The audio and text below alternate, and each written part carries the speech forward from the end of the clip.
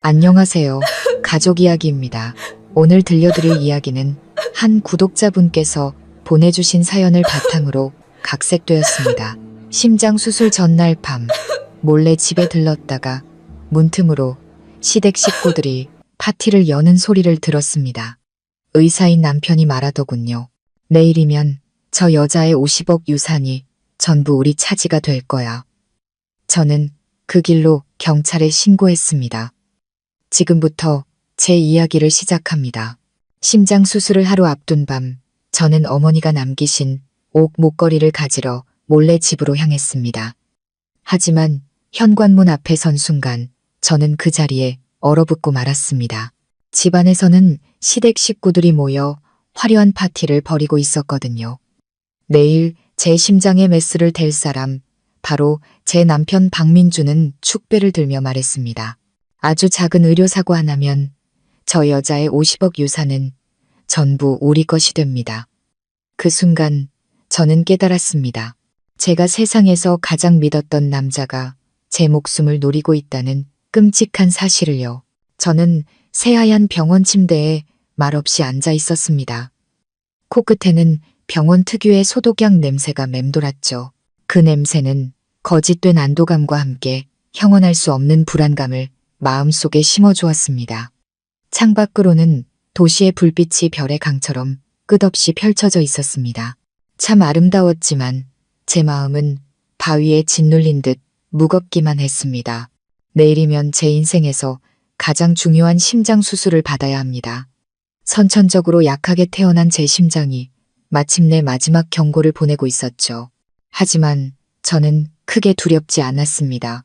수술을 집도할 사람이 바로 제 남편 민준이었으니까요. 그는 유능한 심장외과 의사로 병원의 자랑이자 제 세상의 전부였습니다. 결혼 후 7년간 그는 언제나 다정하고 헌신적인 남편이었죠. 수많은 생명을 살린 그의 손이 내일 저에게도 새로운 삶을 선물해 줄 것이라 굳게 믿었습니다. 민주는 몇 분 전에 막 병실을 나섰습니다. 마음을 편안하게 갖고 쓸데없는 생각은 하지 말라며 신신당부했죠. 간호사가 수시로 상태를 확인할 거라는 말도 잊지 않았고요. 그는 제 이마에 따뜻하고 믿음직한 입맞춤을 남기며 속삭였습니다. 푹 자, 여보. 내일 아침 눈 뜨면 모든 게 다 괜찮아질 거야. 약속할게. 그의 나지막한 목소리는 언제나처럼 이상한 안정감을 주었습니다. 문 뒤로 사라지는 그의 듬직한 뒷모습을 보며 저는 달콤한 행복감에 젖어들었습니다. 당신이 있어 정말 다행이야. 그때 젊은 간호사가 따뜻한 우유 한 잔을 들고 들어왔습니다. 이서연님, 잠이 잘 오도록 우유 한 잔 하세요. 박민준 선생님께서 각별히 잘 보살펴드리라고 하셨어요. 저는 미소 지으며 우유잔을 받았지만 바로 마시지는 않았습니다. 불안할 때면 을에 그랬듯 무의식적으로 손을 목으로 가져갔습니다. 그런데 뭔가 이상했습니다. 늘 그 자리에 있던 목걸이가 없었습니다. 저는 황급히 아래를 내려다보며 온몸을 더듬었습니다. 없었습니다. 오래전 비행기 사고로 돌아가신 어머니께서 남겨주신 유품, 제게는 부적과도 같은 옥 목걸이였습니다. 집에 두고 온 모양입니다. 붉은 비단 주머니 속에 물방울 모양의 작은 옥이 들어있는 목걸이. 어머니는 이 옥이 저를 모든 재앙으로부터 지켜줄 거라고 말씀하셨죠. 부모님이 돌아가신 후 그 목걸이는 제 분신이자 마음이 약해질 때마다 큰 힘이 되어주는 존재였습니다. 내일처럼 중요한 날, 어떻게 그 목걸이 없이 수술실에 들어갈 수 있을까요? 마음이 불타는 듯 초조해졌습니다. 저는 간호사에게 애원하듯 말했습니다. 저기요, 제가 아주 중요한 물건을 집에 두고 와서 잠깐 다녀와야 할 것 같아요. 간호사는 눈을 동그랗게 뜨더니 손사래를 쳤습니다. 안 돼요, 환자분. 의사 선생님께서 절대 안정을 취하라고 병실 밖으로 나가시면 안 된다고 하셨어요. 필요한 게 있으시면 가족분께 가져다 달라고 부탁드릴게요. 안 돼요. 그건 꼭 제 손으로 가져와야 해요. 정말 잠깐이면 돼요. 바로 돌아올게요. 제발요. 저는 애원했지만 불안감은 점점 커져만 갔습니다. 하지만 간호사는 병원 규정을 들며 단호하게 고개를 저었습니다. 그녀가 자신의 책임을 다하고 있다는 건 알았지만 더 이상 침착할 수가 없었습니다. 그때 무모한 생각이 머리를 스쳤습니다. 저는 피곤한 척하며 간호사에게 말했습니다. 괜찮아요. 제가 너무 예민했나 봐요. 좀 쉬어야겠어요. 이만 나가보세요. 간호사가 멀리 간 것을 확인한 후 저는 서둘러 환자복을 벗고 평상복으로 갈아입었습니다. 조심스럽게 문을 열고 주위를 살핀 뒤 복도를 빠져나왔습니다. 심장이 터질 듯이 뛰었습니다. 병 때문이 아니라 긴장감 때문이었죠. 태어나서 처음으로 규칙을 어기는 일이었습니다. 하지만 어머니의 목걸이를 위해, 제 마음의 안정을 위해 저는 그래야만 했습니다. 병원 정문에서 택시를 잡아타고 저는 서둘러 집 주소를 말했습니다. 차는 밤의 어둠을 가르며 달렸고 저를 남편과의 행복한 추억이 가득한 강남의 고급 빌라로 데려다 주었습니다. 저는 그저 물건만 가지고 바로 돌아올 생각이었죠.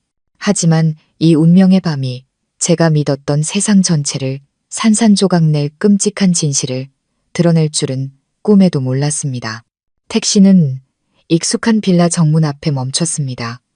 저는 택시비를 내고 서둘러 차에서 내렸습니다. 이상했습니다. 민주는 갑작스러운 야간 당직 때문에 병원에 있어야 한다고 했으니 지금쯤 집은 불이 꺼져 있고 조용해야 했습니다. 그런데 거실에서 새어나온 불빛이 정원 전체를 환하게 비추고 있었습니다. 그뿐만이 아니었죠. 정원에는 고급 외제 차 여러 대가 주차되어 있었습니다. 시아버지와 시누이의 차라는 걸 한눈에 알 수 있었죠. 이렇게 늦은 밤에 온 가족이 무슨 일로 모인 걸까요? 불길한 예감이 마음속을 파고들었습니다. 저는 초인종을 누르는 대신 개인 열쇠로 쪽문을 열고 조용히 안으로 들어갔습니다. 가까이 다가갈수록 거실에서 들려오는 웃음소리가 선명해졌습니다. 잔 부딪히는 소리, 축하하는 말들, 시끄러운 음악 소리, 심장이 쿵 하고 내려앉았습니다. 파티를 열고 있는 걸까요? 며느리가, 형수가 생사를 넘나드는 수술을 앞둔 밤에 말입니다. 저는 거실, 창문 아래, 무성한 장미 덤불 뒤에 몸을 숨겼습니다. 안을 들여다보고 모든 것을 똑똑히 들을 수 있을 만큼의 틈이 있었죠. 안에서 벌어지는 광경에 저는 숨을 쉴 수 없었습니다. 거실 중앙의 커다란 테이블에는 고급 양주와 비싼 음식들이 가득 차려져 있었습니다. 시아버지인 박 회장님은 술에 취해 붉어진 얼굴로 잔을 높이 들었습니다. 자, 다 함께 잔을 비우세. 우리 아들 녀석의 계획이 곧 완벽하게 성공할 것을 축하하며 철부지 시누이 민지가 희죽거리며 말했죠. 축하해, 오빠. 드디어 자유를 얻는 데다 50억이라는 거액까지 손에 넣게 됐네. 그때 되면 나 최신형 스포츠카 한 대 뽑아줘야 해. 알았지? 대체 무슨 소리를 하는 걸까요? 무슨 계획, 무슨 재산. 저는 애써 마음을 진정시키고 테이블 상석에 앉은 남자에게 시선을 고정했습니다. 민준이었습니다. 제 남편은 병원에 있는 게 아니었습니다. 그는 그곳에 앉아 만족스러운 미소를 짓고 있었습니다. 그는 잔을 들며 자신감 넘치는 목소리로 말했습니다. 아버지, 민지야, 걱정 마세요. 모든 건 제 계획대로 진행되고 있으니까. 마취과 의사한테는 이미 돈을 건넸고 아주 작은 의료사고, 약물 조금만 과다 투여하면 저 여자는 잠자는 듯이 편안하게 갈 겁니다. 그 누구도 의심하지 못할 거예요.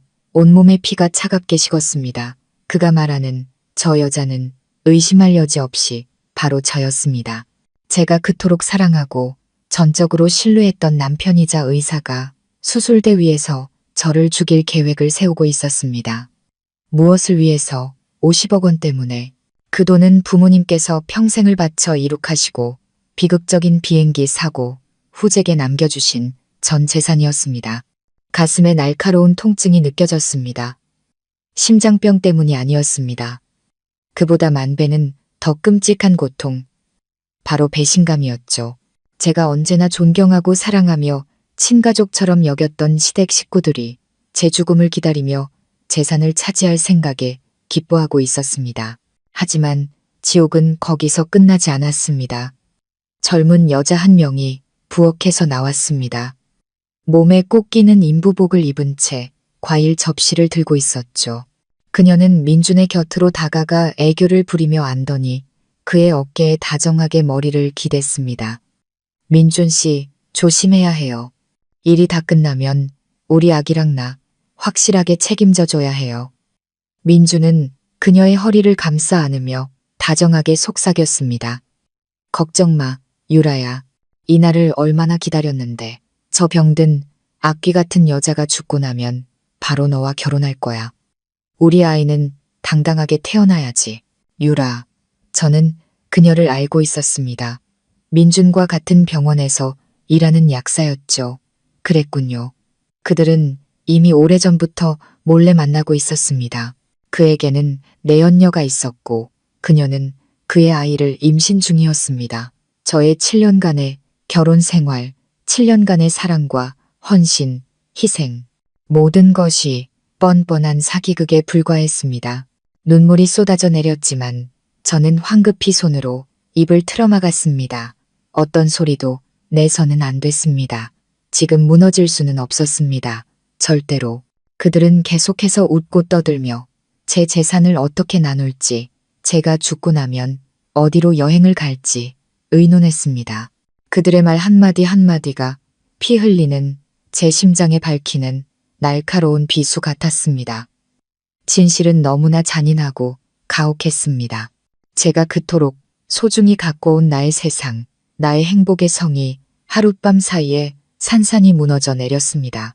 고통과 절망이 온몸을 휘감아 당장이라도 저를 쓰러뜨릴 것 같았습니다. 하지만 그때 돌아가신 부모님의 모습이 떠올랐습니다. 두 분의 자애로운 눈빛과 따뜻한 미소가 제게 힘을 주시는 것 같았습니다. 이렇게 억울하게 죽을 수는 없습니다. 부모님의 피땀이 서린 재산을 저 악랄하고 비인간적인 자들의 손에 넘겨줄 수는 없습니다. 저는 살아야 합니다. 저 자신을 위해서뿐만 아니라 저들이 저지른 죄값을 반드시 치르게 하기 위해서라도 말입니다. 터져나오는 눈물을 억지로 삼키고 저는 평정을 되찾았습니다. 떨리는 손으로 주머니에서 휴대폰을 꺼냈습니다. 증거가 필요했습니다. 조심스럽게 동영상 녹화 버튼을 누르고 커튼 틈새로 휴대폰을 밀어넣어 거실을 향해 렌즈를 고정했습니다. 휴대폰 화면에는 민준의 가족이 축배를 드는 모습이 선명하게 담겼습니다. 환희에 찬 얼굴, 역겨운 미소들. 저는 손이 떨리지 않도록 안간힘을 쓰며 저를 죽이려는 계획부터 재산을 가로챌 음모, 그리고 민준과 내연녀의 달콤한 사랑의 속삭임까지 그들의 대화 전체를 녹화했습니다. 그들이 뱉어내는 모든 말은 용서받지 못할 범죄의 확실한 증거가 될 것입니다. 10분 가까이 동영상을 녹화한 후 저는 이만하면 충분하다고 생각했습니다. 조용히 휴대폰을 거두어 녹화를 멈추고 주머니 깊숙이 넣었습니다. 그리고 소리 없이 뒤로 물러나 몸을 돌려 그곳을 떠났습니다. 저는 몽유병 환자처럼 걸었습니다.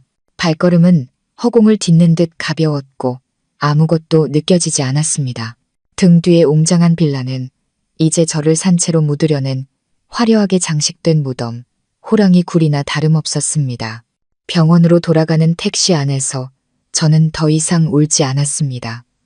눈물은 모두 말라버렸고 그 자리에는 차가운 분노와 강철 같은 의지만이 남았습니다. 혼자서는 안 됐습니다.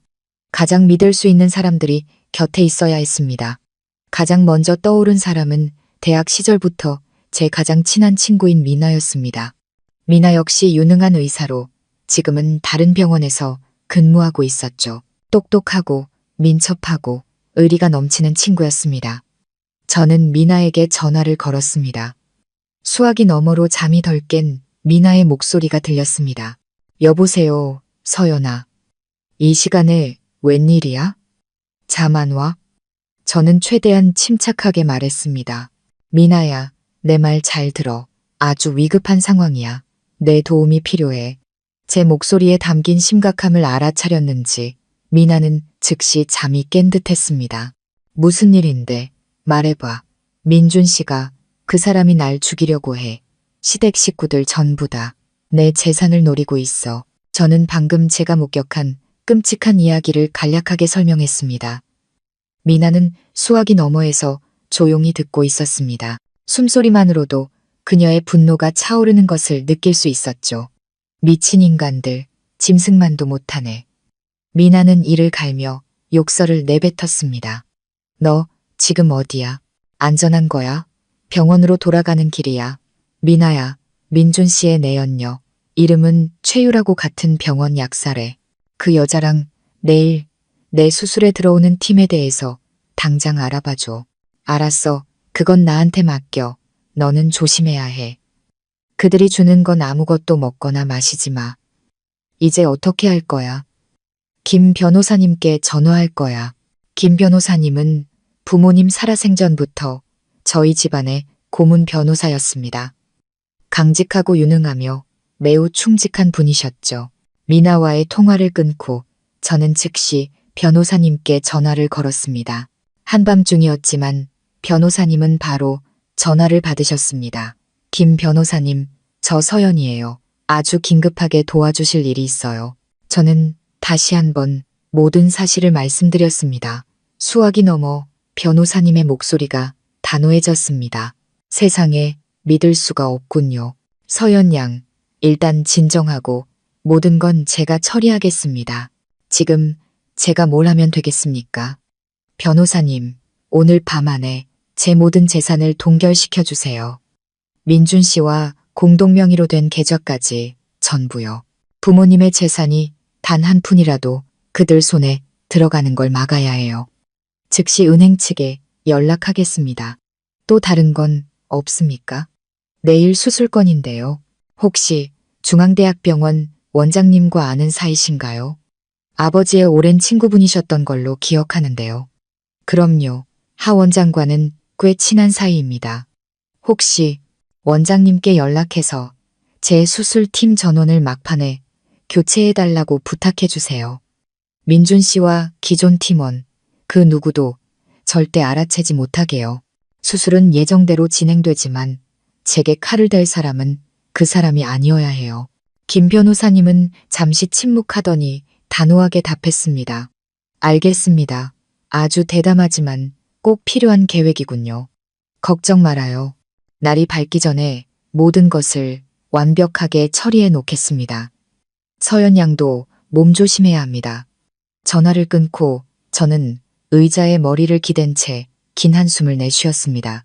제 반격의 첫걸음은 시작되었습니다. 이 연극의 희생양은 제가 아닙니다.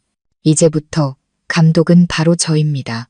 박민준, 당신이 연기를 하고 싶었다면 기꺼이 함께 해주죠. 과연 누가 마지막에 웃게 될지 한번 봅시다. 병실로 돌아왔을 때 모든 것은 제가 떠날 때와 같이 조용했습니다. 야간 당직 간호사는 저의 짧은 탈출을 전혀 눈치채지 못한 듯 했습니다. 저는 다시 환자복으로 갈아입고 침대에 누워 잠을 청하려 했지만 머릿속에 폭풍이 몰아치는데 어찌 잠들 수 있을까요?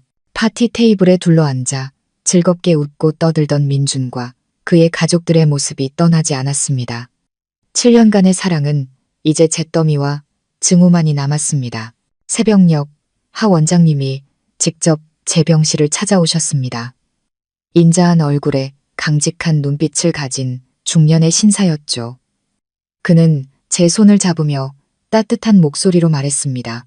김 변호사에게 모든 이야기를 들었네. 그동안 마음고생이 정말 심했겠구나. 걱정 말게. 오늘 수술은 우리 병원 최고의 실력과 신뢰를 자랑하는 팀으로 준비해뒀으니까 모든 게 잘 될 거야, 아가씨. 원장님을 뵙자 마음이 한결 놓였습니다. 이런 시련 속에서도 제 곁에는 좋은 분들이 있다는 사실에 감사했습니다. 저는 고개를 끄덕이며 눈물 어린 목소리로 말했습니다. 감사합니다, 원장님. 수술 시간이 되자 민준이 병실로 들어왔습니다. 그는 여전히 새하얀 의사 가운을 입고 인수를 펼치는 의사이자 지극히 아내를 사랑하는 남편의 모습을 하고 있었습니다. 그는 침대 곁으로 다가와 제 손을 잡으며 걱정스러운 목소리로 말했습니다. 무서워. 걱정 마. 내가 있잖아. 내가 꼭 안전하게 다시 데려올게. 어제의 저였다면 감동해서 눈물을 흘렸겠지만 오늘의 저는 그의 위선에 헛구역질이 날 뿐이었습니다. 저는 민준의 눈을 깊이 들여다보며 일말의 죄책감이나 망설임이라도 찾아보려 애썼습니다. 하지만 그의 눈 속에는 오직 계산과 무서울 정도의 자신감만이 가득했습니다. 저는 힘없이 고개를 끄덕이며 갈라지는 목소리로 말했습니다. 당신을 믿어요. 제가 뱉은 믿는다는 두 글자가 이토록 비참하게 들릴 줄이야. 그 믿음이 어젯밤 산산조각 났다는 걸 그는 까맣게 모르고 있었습니다. 저는 수술실로 옮겨졌습니다. 민주는 수술실 문이 닫힐 때까지 제 손을 꼭 잡고 곁을 지켰습니다. 그는 아마 몇 시간 후면 자신의 계획이 성공하고 모든 것을 손에 넣게 될 것이라 생각하고 있겠죠. 하지만 그는 틀렸습니다. 수술실 안에는 완전히 낯선 의료진이 저를 기다리고 있었습니다.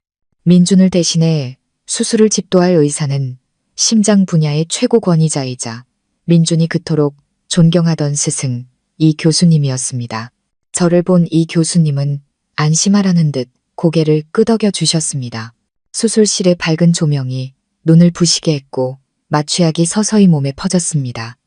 깊은 잠에 빠져들기 전 저는 스스로에게 다짐했습니다. 이서연, 강해져야 해. 모든 건 이제부터 시작이야. 한편 밖에서 민준과 그의 가족들은 초조하게 기다리고 있겠죠. 그들은 제가 무사히 돌아오길 기다리는 게 아니라 의료사고가 일어났다는 소식을 기다리고 있을 겁니다. 민준은 수술실 문 앞을 서성이며 극도로 긴장하고 걱정하는 표정을 지었습니다. 그의 연기는 너무나 완벽해서 다른 의사나 간호사들은 모두 동정과 존경의 눈빛으로 그를 바라보았습니다. 아내를 위해 애쓰는 헌신적인 남편, 힘든 순간을 겪고 있는 유능한 의사를 존경하는 눈빛이었죠. 오직 저와 몇몇 사람들만이 그 완벽한 가면 뒤에 숨겨진 악마의 본 모습을 알고 있었습니다. 몇 시간이 흘렀고 수술은 예상보다 길어졌습니다. 민준이 얼마나 초조해야 할지 상상이 갔습니다. 그는 아마 마취과 의사가 왜 아직 행동을 취하지 않는지, 왜 아무런 긴급 방송도 나오지 않는지 의아해하고 있겠죠. 마침내 수술실 문이 열렸습니다. 이 교수님이 지친 기색이지만 환한 얼굴로 걸어 나왔습니다. 그는 마스크를 벗고 민준을 보며 말했습니다. 수술은 아주 성공적으로 끝났습니다. 환자는 고비를 넘겼어요. 무척 복잡한 수술이었지만 우리가 해냈습니다. 그 순간 민준의 표정이 어땠을지 눈에 선합니다. 분명 놀라움과 충격으로 자신의 귀를 의심하며 그 자리에 얼어붙었을 겁니다. 그의 완벽한 계획은 실패했습니다. 저는 아직 살아있었습니다. 그는 실망감을 감추려 애쓰며 더듬거리며 이 교수님과 팀원들에게 감사의 말을 전했을 겁니다. 그는 어째서 모든 일이 이렇게 틀어졌는지 결코 이해하지 못하겠죠. 이 게임에서 제가 한 수 앞서 있었다는 사실을 그는 전혀 몰랐습니다. 저는 회복실로 옮겨졌습니다. 마취가 서서히 풀리면서 의식이 돌아오기 시작했습니다. 이제 저의 연극이 본격적으로 시작될 차례였습니다. 제가 서서히 눈을 떴을 때 가장 먼저 느껴진 것은 가슴에 옥신거리는 통증과 온몸을 휘감는 극심한 피로감이었습니다. 병실의 하얀 불빛에 눈살을 찌푸렸고 귓가에는 기계음이 규칙적으로 울렸습니다. 저는 살아남았습니다. 첫 번째 관문을 무사히 통과한 것입니다. 제가 몸을 뒤척이자마자 민준이 침대 곁으로 달려왔습니다. 그의 얼굴에는 안도와 기쁨이 역력했습니다. 그가 제 손을 잡았습니다. 한때는 그토록 따뜻했던 그의 손길이 이제는 역겹게만 느껴졌습니다. 여보, 정신이 들어? 정말 다행이야. 내가 얼마나 걱정했는지 알아? 그의 목소리는 감격에 겨워 떨렸습니다. 완벽한 연기였죠. 저는 멍하고 힘없는 표정으로 그를 바라보았습니다. 힘겹게 눈을 깜빡이며 끊어질 듯한 목소리로 말했습니다. 민준 씨, 나 어디에요? 병원이야. 수술은 성공적으로 끝났어, 여보. 정말 잘 견뎌냈어. 그는 내 머리를 부드럽게 쓰다듬었습니다. 눈빛에는 사랑이 가득 담겨 있었죠. 저는 방안을 둘러보다가 다시 그를 보았습니다. 여전히 혼란스러운 표정으로요. 이것이 제가 해야 할 연기였습니다. 대수술을 간 마친 환자의 역할. 육체는 쇠약하고 정신은 혼미한 상태를 연기해야 했습니다. 제가 여전히 순진하고 연약하며 전적으로 그에게 의지하는 바보 같은 서연이라고 믿게 만들어야 했습니다. 그가 경계를 풀었을 때만이 판을 뒤집을 기회가 올 테니까요. 수술 끝난 거예요? 아무것도 기억이 안 나요. 저는 꺼질 듯한 목소리로 말했습니다. 다 끝났어. 이제 푹 쉬기만 하면 돼. 다른 건 다 내가 알아서 할게. 민주는 다정하게 대답하며 저를 살짝 일으켜 등 뒤에 베개를 받쳐주었습니다. 그가 잠시 한눈을 파는 사이 저는 피곤한 척 눈을 감고 무의식적으로 잠꼬대를 했습니다. 우리 아기. 저는 일부러 발음을 뭉개며 헛소리를 하는 사람처럼 말했습니다.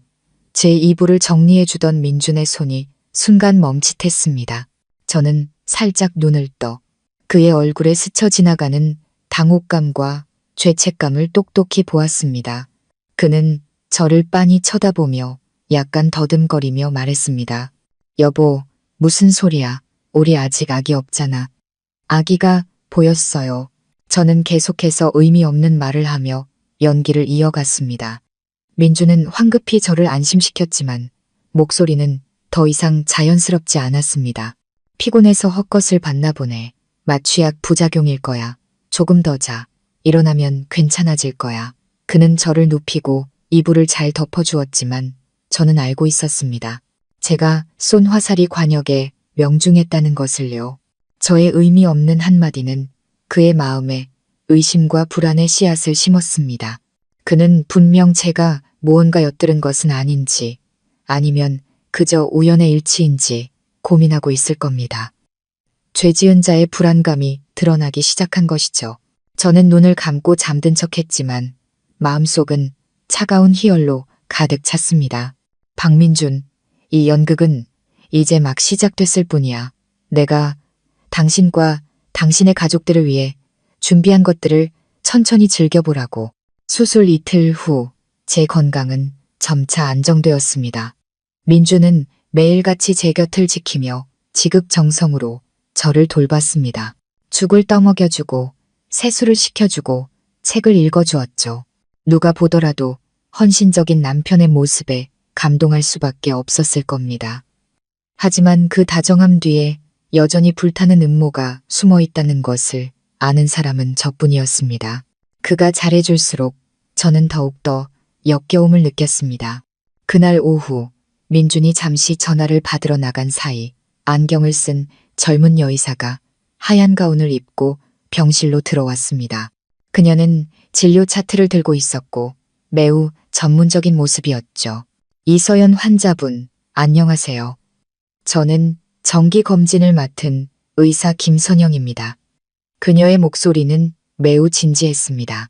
저는 그녀를 보았고 안경 너머 익숙한 눈빛을 즉시 알아챘습니다. 미나였습니다. 심장이 빠르게 뛰기 시작했습니다. 친구가 와주었군요. 미나는 제게 조용히 하라는 신호를 보내고는 진짜 의사처럼 진찰을 시작했습니다. 혈압을 재고 심박수를 확인하고 수술 부위를 살폈습니다. 그러면서 제 귀에 바싹 다가와 저만 들을 수 있을 정도로 작게 속삭였습니다. 여기서 어때? 연기 잘하고 있어? 응, 완벽해. 저도 작게 대답했습니다. 좋아, 몇 가지 알아냈어. 미나는 진료 차트에 무언가 적으며 말을 이었습니다. 네, 그 짐승 같은 남편. 수술 일주일 전에 병원 도서관에서 심장 수술 후 합병증에 관한 자료를 엄청나게 빌려봤대. 특히 쇼크나 감염으로 인한 급사에 관한 자료들 말이야. 가슴이 차갑게 식었습니다. 그는 그렇게나 치밀하게 준비했던 겁니다. 수술대 위에서의 의료사고뿐만 아니라 그 이후에 저를 해칠 예비 계획까지 세워뒀던 것이죠. 그 최유라는? 제가 물었습니다. 그 여자 요즘 약제과 특수약품 보관 구역에서 자주 어슬렁거린대. 네, 약을 바꿔치기 하려는 것 같아. 미나는 걱정스러운 눈빛으로 말했습니다. 정말 조심해야 해. 출처가 불분명한 약은 절대 먹으면 안 돼. 알고 있어. 미나는 검진을 마치고 떠나기 전 제 침대 옆 테이블에 진료 차트를 올려놓고는 밖에서도 들릴 만큼 큰 목소리로 말했습니다. 환자분 상태 아주 좋습니다. 이대로면 며칠 안에 가벼운 보행도 가능하겠어요. 그러고는 다시 제 귓가에 마지막 말을 속삭였습니다. 진료 차트 안에 열쇠 있어. 너희 아버지 서재 책장, 세 번째 서랍, 피닉스 플랜이 시작됐어. 그 말을 남기고 미나는 조금의 빈틈도 없이 프로페셔널하게 병실을 떠났습니다. 바로 그때 민준도 문을 열고 들어왔습니다. 그는 미나의 뒷모습을 보며 제게 물었습니다. 새로 온 의사야? 저는 힘없이 고개를 끄덕였습니다. 네, 건강 상태 확인하러 왔었어요. 민준은 아무 의심 없이 다시 모범적인 남편 연기를 시작했고 제 마음속에는 새로운 힘이 솟아올랐습니다. 피닉스 플랜, 그것은 아버지께서 비밀리에 준비해 두신 계획의 이름이었습니다. 돌아가시기 전 아버지께서는 제게 말씀하셨습니다. 사업은 전쟁터와 같고 사람의 마음은 알 수 없으니 항상 퇴로를 마련해 두어야 한다고. 아버지께서는 제게 철제 상자 하나를 남기시며 가장 위험한 상황에 처했을 때만 열어보라고 하셨습니다. 그 안에는 저 자신을 지킬 수 있는 모든 비밀 자산과 인맥, 그리고 지침들이 들어 있었습니다. 부모님은 멀리 떠나셨지만 여전히 저를 지켜보고 보살펴주고 계셨습니다. 이제 피닉스, 불사조가 속임수와 배신의 잿더미 속에서 다시 태어날 시간이었습니다. 그 후 며칠 동안 저는 완벽하게 연기를 이어갔습니다. 연약하고 건망증이 심하며 정신이 오락가락하는 척했죠. 민주는 더욱더 제 곁을 지키며 저를 돌봐야 할 명분이 생겼습니다. 하지만 저는 그의 인내심이 바닥나고 있다는 것을 알았습니다. 계획이 실패하면서 그와 그의 가족들은 불 위에 앉은 것처럼 초조해졌습니다. 돈은 아직 손에 넣지 못했는데 내연녀의 배는 날마다 불러오고 있었으니까요. 제 예상대로 민주는 행동을 개시했습니다. 어느 날 아침 그는 두꺼운 서류 뭉치를 들고 걱정스러운 표정으로 들어왔습니다. 여보, 지금 피곤한 거 알지만 부모님이 남기신 회사에 급히 사인해야 할 서류가 몇 개 있어. 거래처에서 너무 재촉해서 말이야. 여기 사인만 하면 돼. 나머지는 내가 다 알아서 할게. 그는 표시해둔 페이지를 펼쳐 제게 펜을 내밀었습니다. 힐끗 보니 그것은 제 모든 재산과 회사 관련 업무를 그가 대리할 수 있도록 하는 위임장이었습니다. 여기에 사인한다면 제 손으로 부모님의 재산을 원수에게 바치는 꼴이었습니다. 저는 수술 부위가 아픈 척 미간을 찌푸리며 끊어지는 목소리로 말했습니다. 너무 피곤해요, 민준 씨. 머리가 어지럽고 손에 힘이 없어요. 며칠 뒤에 하면 안 될까요? 제 모습을 본 민주는 더 이상 강요할 수 없었습니다. 그는 서류 뭉치를 거두며 얼굴에 스치는 짜증을 억지 미소로 감췄습니다. 그래, 급한 거 아니니까. 푹 쉬어. 당신 건강이 제일 중요하지. 그는 그렇게 말했지만 포기하지 않을 거라는 걸 저는 알고 있었습니다. 그리고 미나의 경고대로 그들은 플랜 B로 넘어갔습니다. 매일 간호사는 정해진 시간에 약을 가져왔습니다. 제가 잘 아는 수술 후 처방약 외에 최근 들어 건강 회복에 좋다며 고급 종합 비타민이라는 노란색 알약 2개가 추가되었습니다. 약을 가져오는 간호사는 늘 낯선 얼굴이었고 항상 이 약은 민준 선생님이 특별히 추가로 처방한 것이라고 강조했습니다. 처음부터 의심스러웠습니다. 저는 낯선 비타민과 간호사를 번갈아 보며 직감적으로 무언가 잘못됐다고 느꼈습니다. 저는 방금 죽을 먹어서 너무 배부르고 목이 좀 불편하네요. 약은 여기 두고 가시면 이따가 먹을게요. 라고 말하며 시간을 벌었습니다.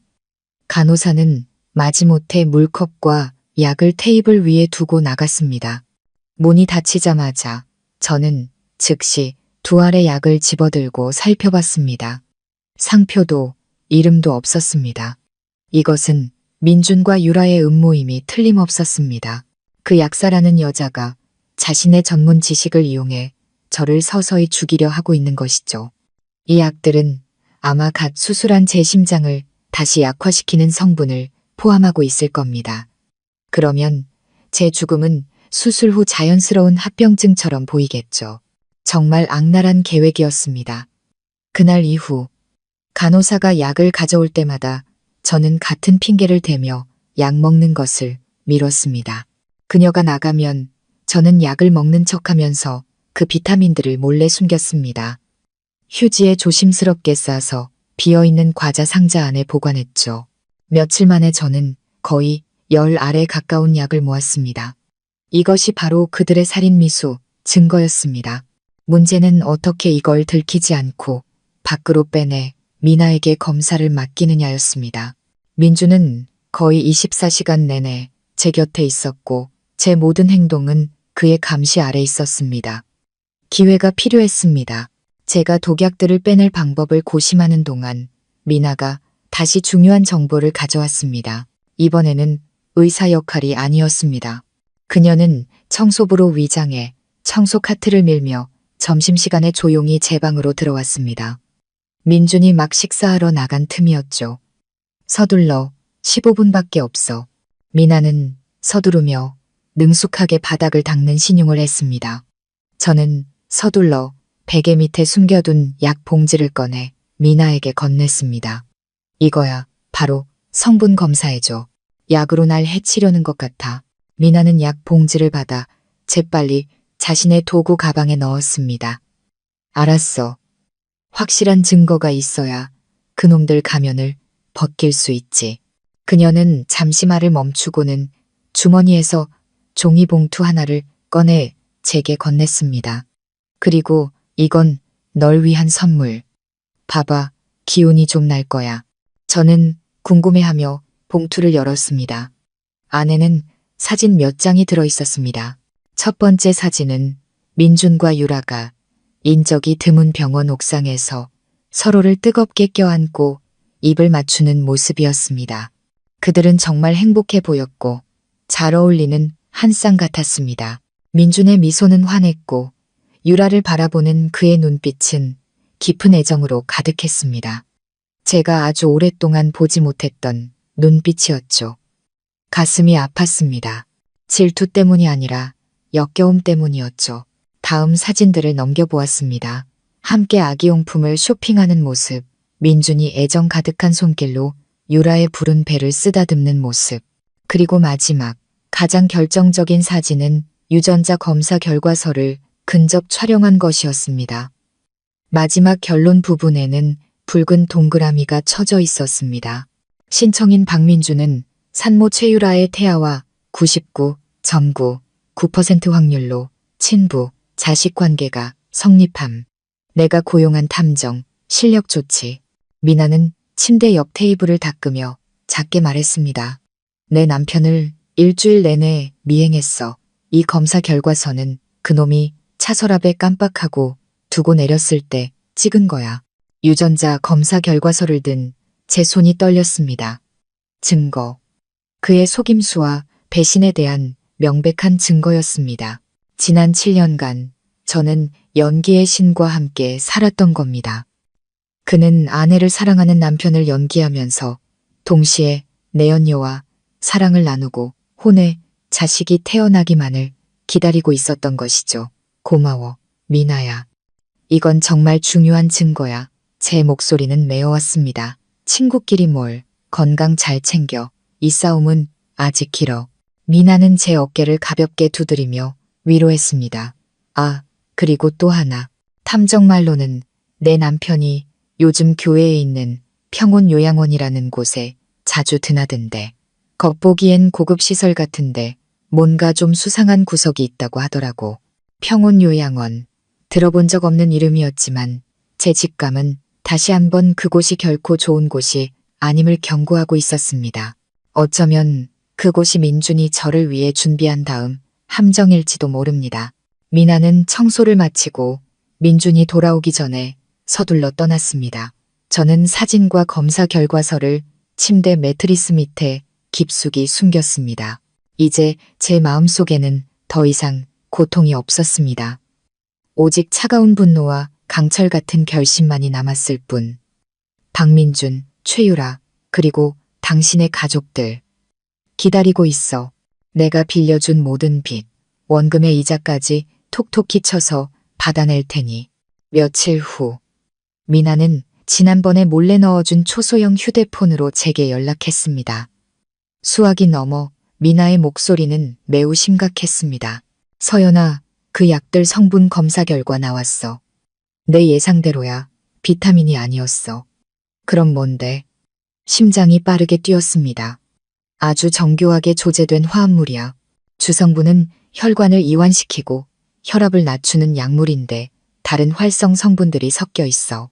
이걸 장기간 소량 복용하면 서서히 심근을 약화시켜서 수술 후 신부전 합병증과 똑같은 증상을 유발하게 돼. 외부에서는 절대 알아챌 수 없을 거야. 미친놈들, 정말 잔인하고 치밀하네. 미나의 말을 듣는 순간 등골을 따라 차가운 기운이 흘렀습니다.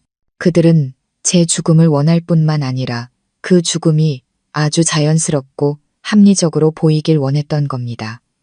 하지만 그게 최악은 아니야. 미나는 목소리를 낮추며 말을 이었습니다. 최유라에 대한 단서를 추적해봤어.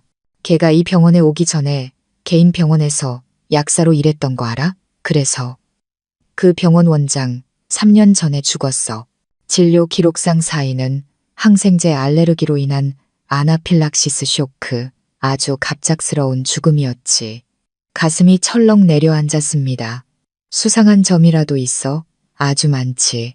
미나의 목소리가 날카로워졌습니다.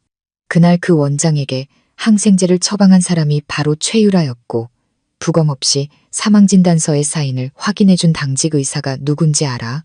저는 숨을 죽였습니다. 머릿속에 한 사람의 이름이 차갑고 선명하게 떠올랐습니다. 민준 씨. 정확해. 네, 그 고귀하신 남편. 너무 완벽한 우연의 일치 아니야? 약사가 처방하고 의사가 확인하고 모든 게 깔끔하게 처리됐어.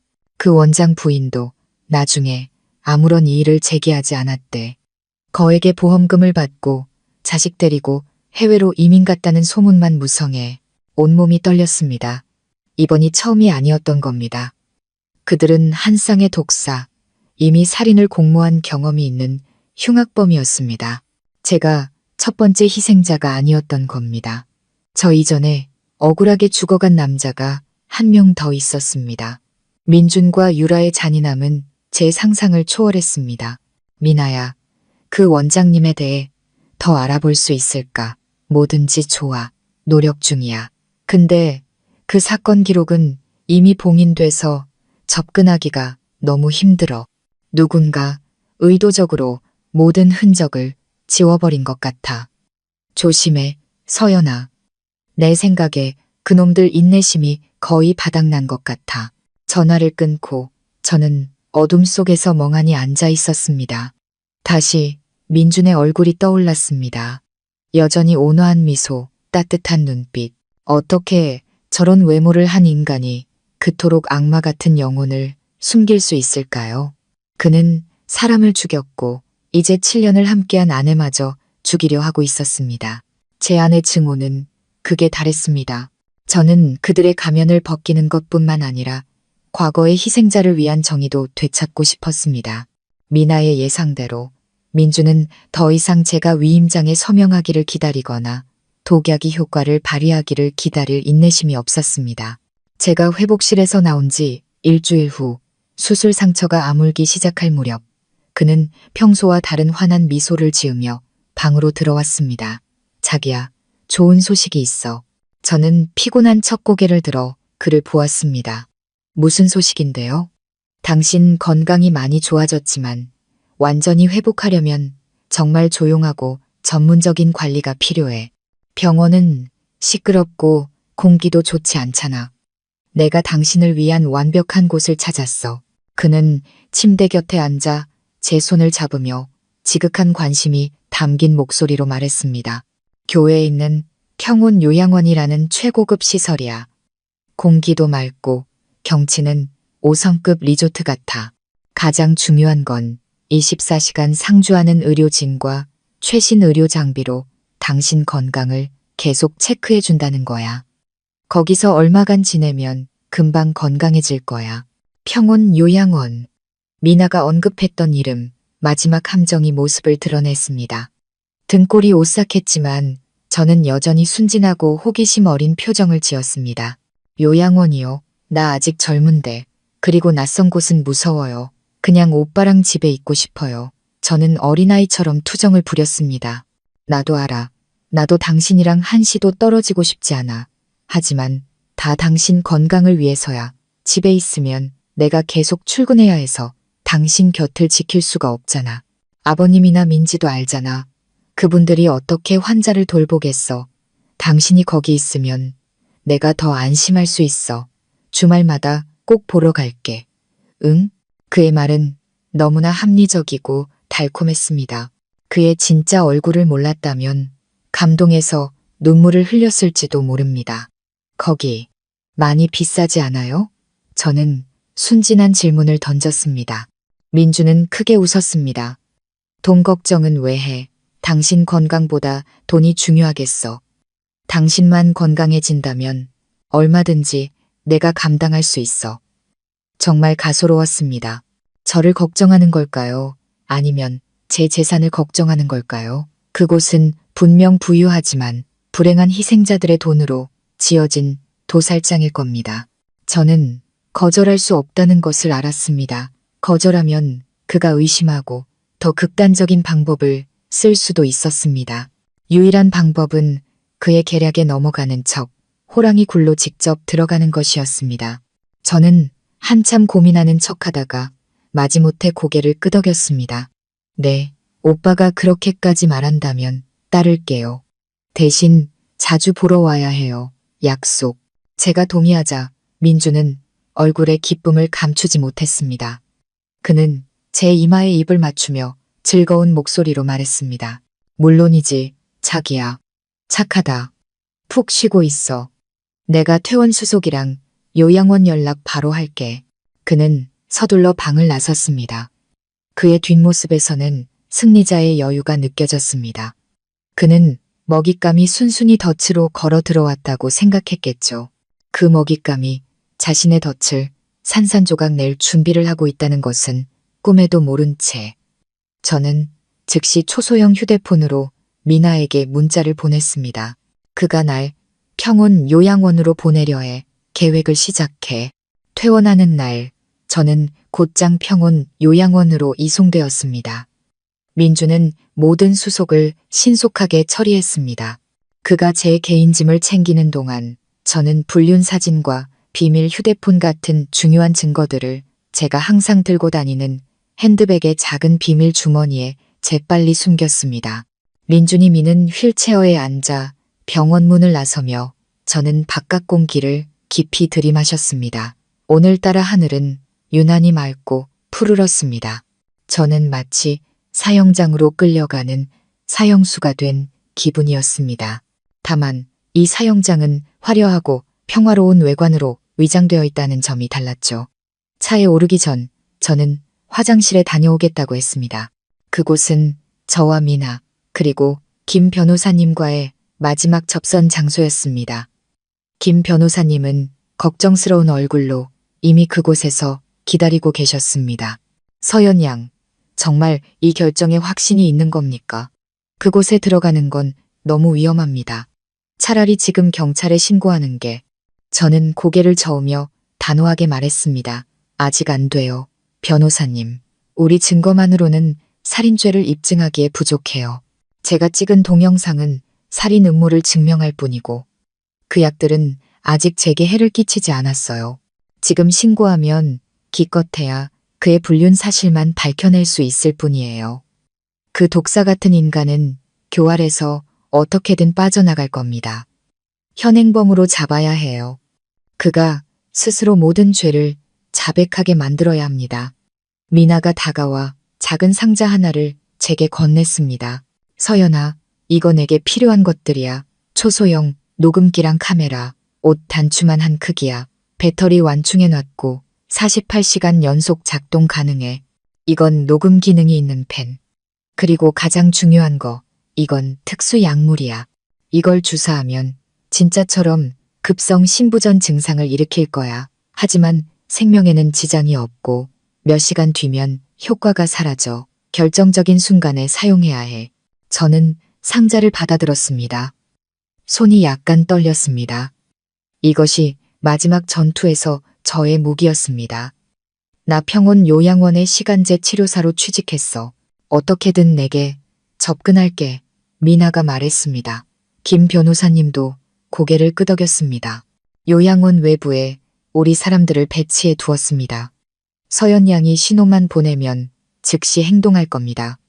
부디 조심해야 합니다. 저는 저의 든든한 두 동맹을 바라보며 감사한 마음을 전했습니다. 알고 있어요. 감사합니다, 변호사님. 고마워, 미나야. 다들 몸 조심하세요. 민준에게 돌아가 저는 다시 연약하고 피곤한 표정을 지었습니다. 차는 도시를 벗어나 교회를 향해 달렸습니다. 갈수록 풍경은 황량해졌습니다. 평온요양원은 숲으로 둘러싸인 외딴 언덕 위에 자리 잡고 있었습니다. 그곳은 정말이지 아무도 모르게 은밀한 일을 저지르기에 완벽한 장소였습니다. 차가 웅장한 철문 앞에 멈췄습니다. 민주는 미소를 지으며 제게 말했습니다. 도착했어, 여보. 당신의 새로운 집이야. 저는 눈앞의 호화로운 건물을 바라보며 속으로 다짐했습니다. 그래, 새로운 집이지. 하지만 그게 당신들의 집이 될지 아니면 당신들의 무덤이 될지는 두고 봐야 알겠지. 평온 요양원은 과연 상류층을 위한 곳이라는 명성에 걸맞았습니다. 노인 요양 시설이라기보다는 고급 리조트에 가까웠죠. 정원은 깔끔하게 관리되어 있었고 수영장과 테니스 코트까지 갖추고 있었습니다. 직원들은 단정한 유니폼을 입고 있었고 모두가 상냥하게 웃으며 제게 정중히 인사했습니다. 민주는 대리석이 깔린 복도를 따라 제 휠체어를 밀며 자신의 탁월한 선택에 대해 끊임없이 자랑했습니다. 봐, 여보, 완벽한 곳이지? 당신이 여기서 요양하면 나도 마음이 놓일 거야. 제 방은 푸른 정원이 내다보이는 발코니가 딸린 아주 넓은 스위트룸이었습니다. 가구는 모두 값비싼 원목이었고 테이블 위에는 신선한 꽃바구니까지 놓여 있었습니다. 모든 것이 너무나 완벽했습니다. 너무나 완벽해서 오히려 위선적으로 느껴질 정도였죠.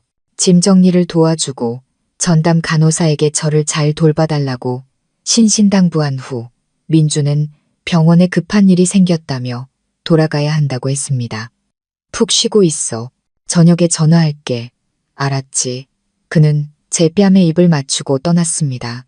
문이 닫히자마자 제 입가의 미소는 즉시 사라졌습니다. 저는 방 안을 꼼꼼히 살피기 시작했습니다.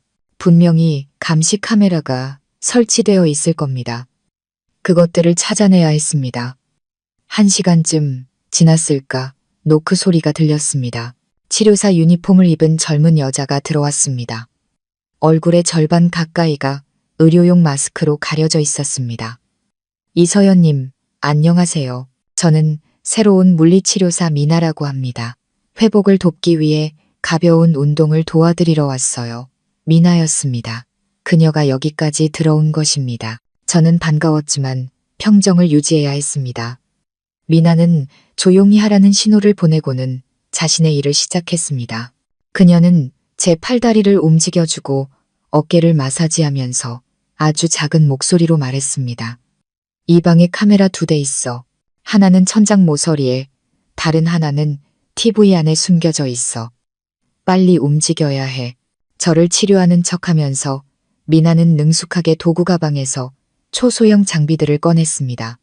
단추 모양 카메라는 제가 집에서 가져온 고민형에 부착되었습니다. 녹음기는 책상 밑에 붙였고 녹음펜은 책상 위 필통에 꽂아두었습니다.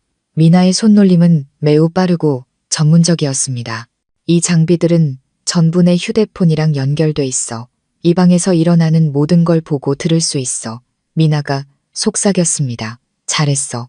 다른 건 뭐 알아낸 거 없어? 미나는 잠시 손을 멈추고 심각한 눈빛으로 말했습니다. 엄청난 사실을 알아냈어. 이 요양원의 내부 데이터 시스템을 해킹했거든. 평온 요양원의 최대 주주 중 한 명이 누군지 알아? 불길한 예감이 들었습니다. 누군데? 최유라. 저는 할 말을 잃었습니다. 그랬군요. 이곳은 그들이 저를 해치기 위해 선택한 장소일 뿐만 아니라 그들의 사업체였던 겁니다. 그들은 노인들의 안식처를 부를 축적하기 위한 죽음의 덫으로 만들었던 것입니다. 이 간악한 남녀의 사악함은 끝이 없었습니다. 이제 모든 게 분명해졌네. 이놈들이 여길 도살장으로 만들었어. 저는 이를 갈았습니다. 맞아. 그러니까 정말 조심해야 해. 이제부터 내 모든 행동은 연기여야 해. 내가 밖에서 계속 지켜볼게. 모든 설치를 마친 후 미나는 치료를 끝내고 떠났습니다. 저는 위험이 도사리는 호화로운 방에 홀로 남았습니다. 덫은 놓였고 그물은 펼쳐졌습니다. 이제 굶주린 맹수들이 스스로 걸어 들어오기만 기다리면 됐습니다. 오늘 밤 분명히 재미있는 연극이 펼쳐질 겁니다. 그날 저녁 간호사가 가져다 준 맛없는 저녁 식사를 마친 후 저는 미나가 바꿔치기 해준 안전한 수면제를 한 날 먹고 일찍 잠자리에 들었습니다. 아주 깊이 아무런 경계 없이 잠든 척해야 저 늙은 여우들이 꼬리를 드러낼 테니까요. 제 예상대로 요양원 전체가 깊은 정적에 잠긴 한밤중 제 방문이 조용히 열렸습니다. 세 개의 그림자가 소리 없이 방 안으로 들어왔습니다. 눈을 감고 있었지만 그들의 존재를 느낄 수 있었습니다.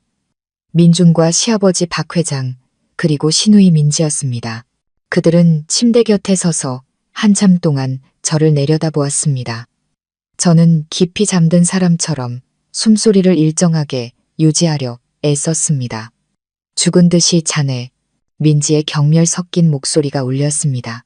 저 꼴 좀 봐. 비실비실해서는 돈만 잔뜩 끌어안고 말이야. 박 회장이 헛기침을 하며 위험 있는 척 말했습니다. 조용히 해라. 조심해서 나쁠 건 없지. 민준이 비웃었습니다. 제가 한 번도 들어본 적 없는 차갑고 잔인한 웃음소리였습니다. 아버지, 너무 걱정 마세요. 제가 우유에 수면제를 탔어요. 하늘이 무너져도 못 일어날 겁니다. 그냥 상황이 어떤지 보러 온 거예요. 내일 행동을 결정해야 하니까요. 그는 가까이 다가와 제 이불을 살짝 걷어내고 제 가슴, 수술 부위 바로 위에 손을 얹었습니다. 마치 심박수를 확인하는 척하는 그의 손은 얼음장처럼 차가워 소름이 돋았습니다. 심장은 규칙적으로 뛰네. 생명력도 참 질겨. 그가 중얼거렸습니다. 내일 주사 한 방이면 끝나. 모든 게 끝나는 거야. 아무도 의심하지 않겠지. 심장 수술 후 합병증으로 사망한 환자. 아주 완벽해. 박 회장은 안도의 한숨을 내쉬었습니다. 그래, 잘 됐다. 이번엔 아주 깔끔하게 처리해야 한다. 그 지영이 때처럼 흔적을 남기면 안 돼. 아버지. 민준이 박 회장의 말을 자르며 쏘아붙였습니다. 여기서 그 얘기는 하지 말라고 했잖아요. 지영. 그들이 그 이름을 언급했습니다. 심장이 멎는 것 같았습니다. 미나가 조사한 방향이 맞았습니다. 지영이라는 여자 또한 민준의 손에 의심스러운 죽음을 당했던 겁니다. 책상 밑 녹음기는 분명 박 회장의 실언을 녹음했을 겁니다. 이것은 아주 귀중한 증거였습니다. 민지가 다시 입을 열었습니다. 조급한 목소리였죠. 알았어, 알았어. 그만 싸워. 그래서 저 여편네는 언제 확실히 죽일 건데 나도 돈 좀 쓰자. 저 얼굴 계속 보려니 짜증나 죽겠어. 내일, 당장 내일 아침에 민주는 단호하게 대답했습니다. 간호사가 아침 주사를 놓은 후에 내가 특별한 주사를 한 방 더 놓을 거야. 30분 정도 지나면 심장이 멎을 거고. 유라가 모든 준비를 끝냈어. 여기 의사도 우리 사람이야. 사망진단서는 즉시 발급될 거야. 그들은 잠시 더 제 시신을 어떻게 처리할지, 얼마나 비통한 장례식을 치를지, 재산을 어떻게 나눌지에 대해 의논했습니다. 그들의 말 한마디 한마디가 제 가슴을 망치로 내리치는 것 같았습니다. 하지만 저는 미동도 없이 누워 있었습니다. 두려움은 이미 차가운 분노로 변해 있었습니다. 모든 논의가 끝난 것을 확인한 후 세 사람은 조용히 방을 빠져나가 문을 살며시 닫았습니다. 방 안에 다시 정적이 찾아왔을 때 저는 서서히 눈을 떴습니다. 어둠이 가득했지만 제 머릿속은 그 어느 때보다도 맑았습니다. 내일, 그들은 내일 행동할 것입니다. 그렇다면 저 역시 내일 행동할 겁니다. 마지막 연극은 아주 특별해야 하니까요. 다음날 아침 저는 약기운 때문에 푹 자지 못한 사람처럼 멍하고 피곤한 얼굴로 일어났습니다. 간호사가 아침 식사를 가져왔고 저는 그 우유 속에 또 수면제가 들어있다는 것을 알았습니다. 그리고 오늘 아침의 주사가 저를 죽음으로 이끌 주사라는 것도요. 제게는 시간이 많지 않았습니다. 간호사가 나간 후 저는 즉시 미나에게 문자를 보냈습니다. 오늘 아침에 실행할 거야. 플랜 B를 시작해. 민준을 당장 여기서 빼내야 해. 저는 민준을 그의 가족과 공범들로부터 떼어놓아야 했습니다. 사람은 혼자 있을 때 경계심을 잃고 본성을 드러내기 쉬우니까요. 첫 단계를 실행하기 위해 저는 24시간 감시 카메라가 있는 이 방을 벗어나야 했습니다. 방 안을 둘러보다가 미끄러운 욕실 바닥에 시선이 멎었습니다. 대담한 생각이 떠올랐습니다. 저는 힘겹게 몸을 일으켜 침대 난간을 붙잡고 비틀거리며 욕실을 향해 한 걸음씩 내디뎠습니다. 일부러 위태롭고 연약하게 걸었습니다. 욕실 문 앞에 다다랐을 때 저는 비명을 지르며 바닥으로 쓰러졌습니다. 꽤 아팠지만 그래야만 했습니다. 즉시 간호사와 다른 직원들이 놀라 달려왔습니다. 그들은 저를 부축해 일으켰습니다. 저는 다리를 붙잡고 아픈 척 신음했습니다. 미끄러졌어요. 너무 아파요. 다리가. 그들은 서둘러 저를 침대로 옮기고 민준에게 연락했습니다. 15분 만에 민준이 나타났습니다. 그는 극도로 걱정스러운 표정으로 제 다리를 살피더니 심각한 얼굴로 말했습니다. 인대가 늘어난 것 같군. 뼈가 부러졌는지 엑스레이를 찍어봐야겠어. 여기엔 장비가 없으니 의무실로 가야 해. 모든 것이 제 계획대로 진행되고 있었습니다. 요양원의 의무실은 별도의 건물에 있었고 가장 중요한 것은 그곳에는 감시 카메라가 없다는 것이었습니다. 저는 의무실로 옮겨졌습니다. 민준의 편인 의사가 저를 진찰하고 가벼운 염좌라고 진단한 후 저는 경과를 지켜보기 위해 그곳에 누워 있어야 했습니다. 민준은 제 곁에 남아 지극정성으로 저를 돌보는 척했습니다. 바로 그때 그의 휴대폰이 울렸습니다. 그는 발신 번호를 확인하고는 급히 복도로 나가 전화를 받았습니다. 미나가 행동할 시간이었습니다. 미나는 자신의 인맥을 동원해 중앙대학병원에서 아주 긴급하고 복잡한 심장이식 수술이 잡혔다는 가짜뉴스를 만들었습니다.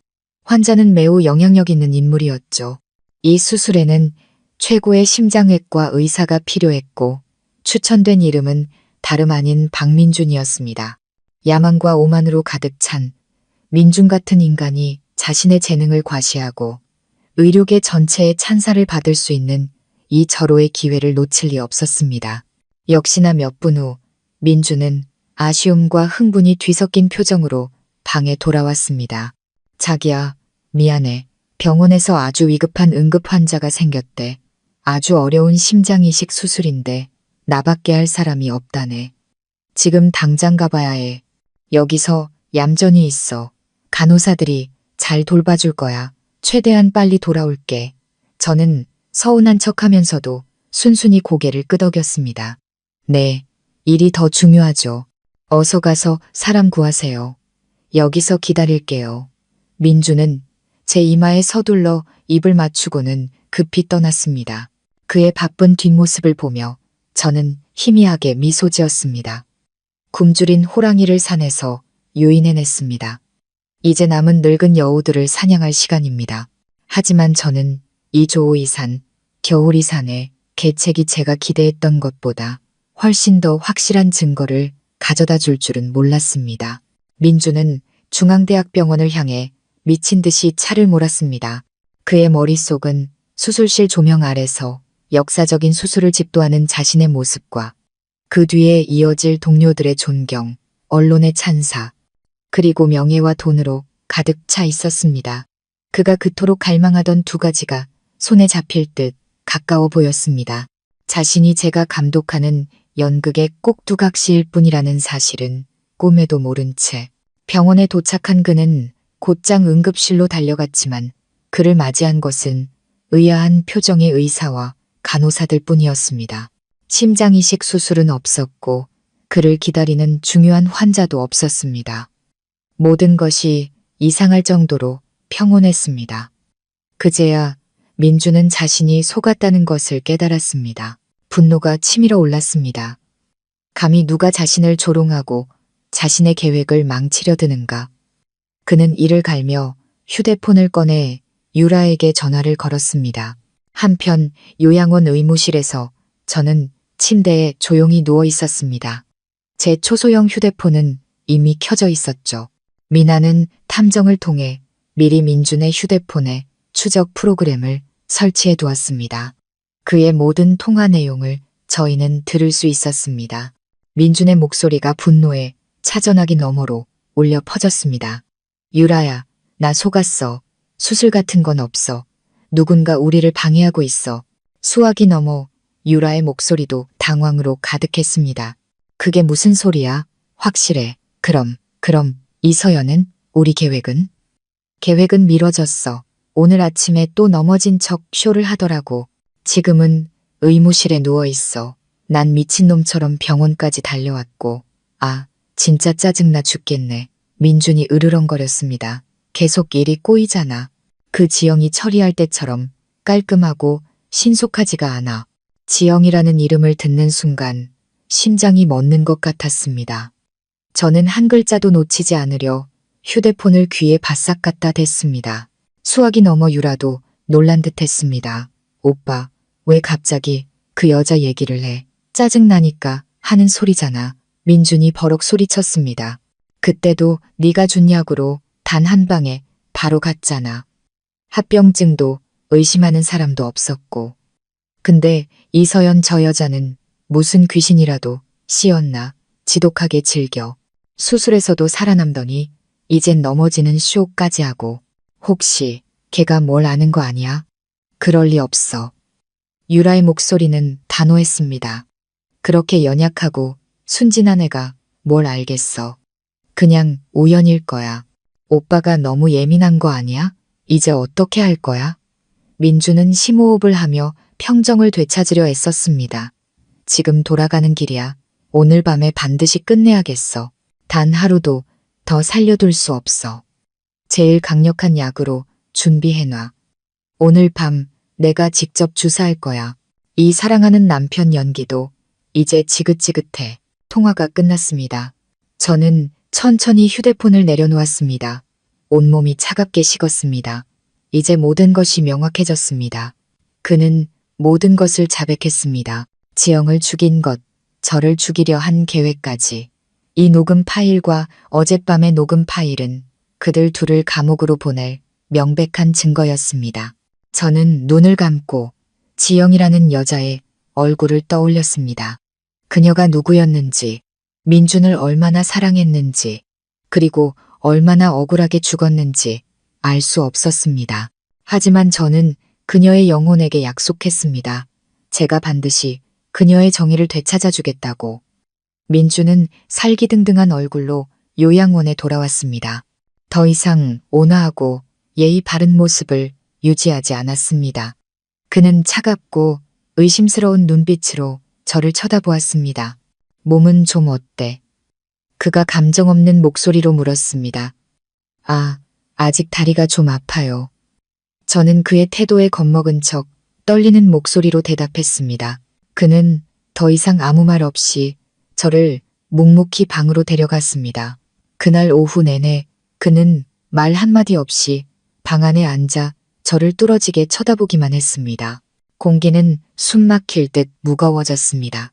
저는 그가 밤이 오기를 행동할 시간을 기다리고 있다는 것을 알았습니다. 저 또한 기다리고 있었습니다. 제 마지막 연극을 펼칠 가장 완벽한 타이밍을. 깊은 밤, 요양원은 다시 한번 정적에 잠겼습니다. 민주는 마치 먹이를 노리는 맹수처럼 방구석 안락의자에 그대로 앉아 있었습니다. 저는 더 이상 기다릴 수 없다고 판단했습니다. 몸을 살짝 뒤척여 침대 머리맡에 둔 작은 핸드백에서 미나가 준비해준 특수 약물이 든 주사기를 꺼냈습니다. 손이 떨렸습니다. 생명의 위험이 없다는 것을 알면서도 낯선 약물을 제 손으로 직접 주사하는 것은 두려운 일이었습니다. 하지만 모든 것을 끝내기 위해 저는 해야만 했습니다. 소매를 걷어 올리고 눈을 질끈 감고 단호하게 팔에 주사를 놓았습니다. 불과 몇 분 후 약효가 나타나기 시작했습니다. 가슴이 찢어질 듯 아파오고 경련이 몰아쳤습니다. 숨이 가빠지고 식은땀이 이마를 적셨습니다. 이 느낌은 너무나 현실적이어서 저 자신조차 정말 죽어가고 있다고 믿을 뻔했습니다. 저는 떨리는 손을 뻗어 침대 머리맡에 부착된 붉은색 비상벨을 향했습니다. 남은 힘을 다해 버튼을 세게 눌렀습니다. 밤의 정적을 깨는 날카로운 경보음이 울려 퍼졌습니다. 민준이 벌떡 일어났습니다. 그는 침대로 달려와 제 모습을 보더니 얼굴에 순간 당혹감이 스쳤지만 이내 잔인하고 만족스러운 미소로 바뀌었습니다. 드디어 그날이 왔군. 그가 속삭였습니다. 문이 활짝 열리고 민준의 편인 당직 간호사와 의사들이 허둥지둥 달려 들어왔습니다. 혼란스럽지만 철저히 위장된 응급처치가 시작되었습니다. 그들은 응급 카트를 밀고 들어왔고 제세동기까지 가져왔습니다. 환자 심정지입니다. 한 사람이 소리쳤습니다. 민주는 침착한 지휘관처럼 행동하며 모두에게 명령했습니다. 제세동기, 빨리. 그들은 제 가슴에 2개의 전극 패드를 붙였습니다. 금속의 차가운 감촉이 느껴졌지만 어떤 전류도 몸을 통과하지 않았습니다. 모든 것이 어설프게 꾸며진 연극일 뿐이었습니다. 몇 번의 실패한 제세동 후 의사는 민준을 돌아보며 무력하게 고개를 저었습니다. 안 되겠습니다. 박 선생님. 사모님 심장이 너무 약합니다. 저희는 최선을 다했습니다. 민준은 고개를 숙이고 두 손으로 얼굴을 감쌌습니다. 어깨가 흐느끼는 듯 떨렸습니다. 서연아, 여보, 왜 나를 두고 가는 거야? 그의 연기는 정말 완벽했지만 임종을 맞이하는 저는 그 모습이 우스울 뿐이었습니다. 당신들의 연극은 이제 끝낼 때가 됐어. 혼란스러운 응급처치가 끝나고 의사와 간호사들은 슬픔에 잠긴 남편을 위해 자리를 비워주며 하나둘씩 방을 나갔습니다. 그들은 문을 살짝 열어두고 밖으로 나갔지만 저는 그들이 근처에 서서 제 자연사의 증인이 될 준비를 하고 있다는 것을 알았습니다. 민주는 여전히 침대 곁에 앉아 두 손에 얼굴을 묶고 있었습니다. 어깨는 계속 떨렸지만 눈물은 단 한 방울도 흐르지 않았습니다. 그는 밖에 있는 사람들을 위해 연기하고 있었습니다. 한참 후 더 이상 아무도 신경 쓰지 않는다고 확신했을 때 그는 천천히 고개를 들었습니다. 그의 얼굴에는 더 이상 비통함이 없었습니다. 대신 승리자의 소름 끼치는 미소가 자리 잡고 있었죠. 그는 몸을 숙여 제 귓가에 바싹 다가와 바늘처럼 날카로운 목소리로 속삭였습니다. 서연아, 내 말 들려? 너 이제 죽는 거야. 이 멍청한 마누라야. 내가 이 날을 7년 동안이나 기다려온 거 알아? 저는 여전히 눈을 꼭 감고 숨을 가쁘게 몰아쉬었지만 제 귀는 그의 모든 말을 똑똑히 듣고 있었습니다. 고민형에 달린 단축 카메라는 그의 얼굴을 정면으로 향하고 있었고 책상 및 녹음기는 그의 모든 말을 녹음하고 있었습니다. 그는 경멸이 가득한 웃음을 터뜨렸습니다. 7년이야. 7년 동안 너 같은 병자 옆에서 사랑하는 남편 연기를 해야 했어. 그게 얼마나 역겨웠는지 알아? 내 몸에 손댈 때마다 구역질이 났다고. 하지만 내 부모가 남긴 그 막대한 재산 때문에 나는 참고 또 참아야 했지. 그는 마치 애무하듯 제 뺨을 쓰다듬었습니다. 그 손길에 소름이 돋았습니다. 넌 너무 순진했어. 서연아, 나를 무조건 믿었지. 내 목숨까지 나한테 맡겼잖아. 그거 알아? 예전에 그 지영이라는 애도 너처럼 멍청하지는 않았어. 걔도 날 사랑했고 죽기 전에 전 재산을 나한테 남겼지. 하지만 적어도 마지막 순간에는 날 좀 의심하더라고. 내가 걔를 죽인 방식도 널 죽이려 했던 방식과 똑같았어. 약물 조금, 작은 사고 하나, 그걸로 끝이야. 사람들은 불쌍한 여자를 안타까워하고 슬픔에 잠긴 나 같은 남자친구를 존경했지. 완벽하지 않아? 가슴 속에서 참을 수 없는 분노가 들끓었습니다.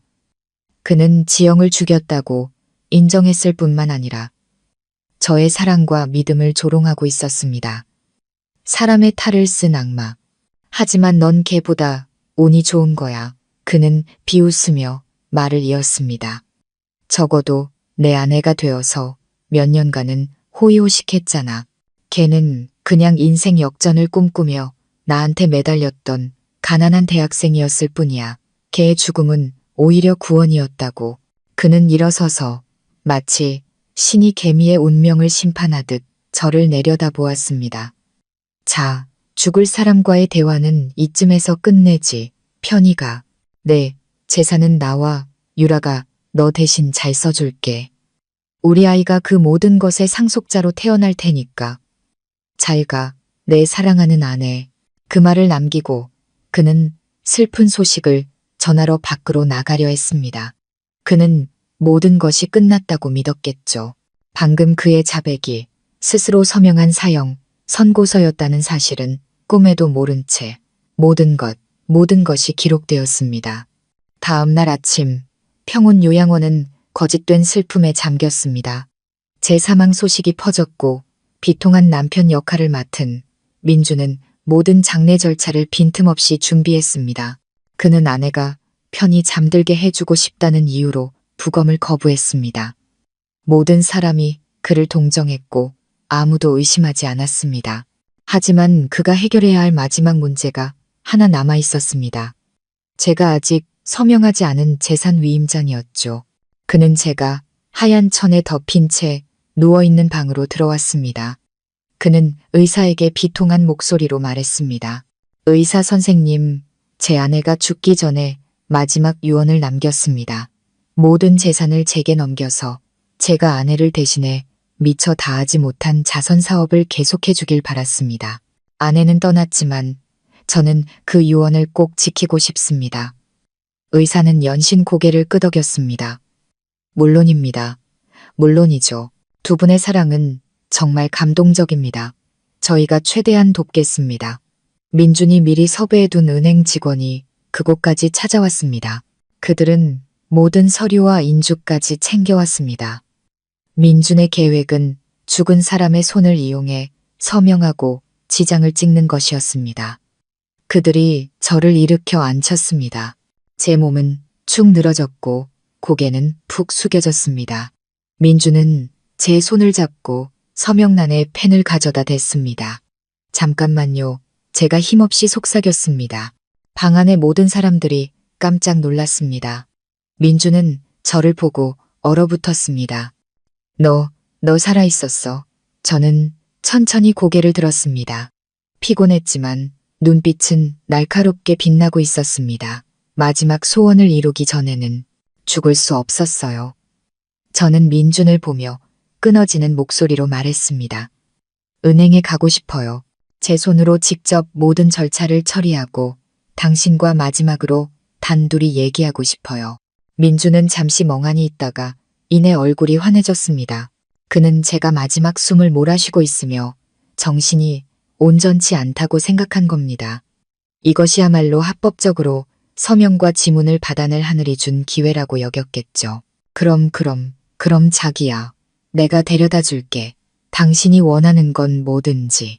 그는 서둘러 차를 준비해 저를 은행으로 데려갔습니다. 저는 여전히 휠체어에 앉아 두꺼운 담요에 쌓여 곧 죽을 사람처럼 보였습니다. 은행의 VIP룸으로 안내되었습니다. 그곳에는 저와 민준, 단둘뿐이었습니다. 김 변호사님과 미나가 모든 것을 준비해 두었습니다. 밖에서 일하는 은행 직원들은 사실 모두 사복경찰이었습니다. 밀폐된 방 안에서 민준은 제 앞에 서류를 놓았습니다. 서명해, 서연아. 서명하면 편히 갈 수 있어. 저는 떨리는 손으로 펜을 잡았습니다. 그를 보며 힘없는 목소리로 물었습니다. 민준 씨, 서명하기 전에 마지막으로 하나만 물어볼게요. 이 모든 게 당신이 꾸민 일이었나요? 민준은 비웃었습니다. 이제 더 이상 숨길 필요가 없었죠. 그래, 맞아. 그래서 뭐.